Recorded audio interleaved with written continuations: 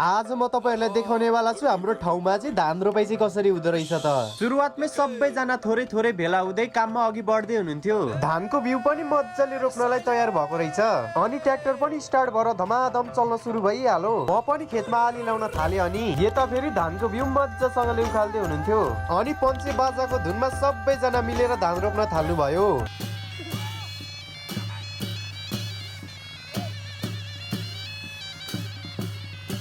हेर्दा हेर्दै रोपाइको त माहौलै बेग्लै हुन थाल्यो। सबैजना आफ्नो काममा इन्जोय गरिराख्नु भएको थियो। जस्तो सुकै सानो ठुलो काम होस्, कामलाई चाहिँ जहिले पनि इन्जोय नै लिनुपर्छ। यता फेरि नयाँ नयाँ प्रजातिको मान्छे पनि निस्किन थाले।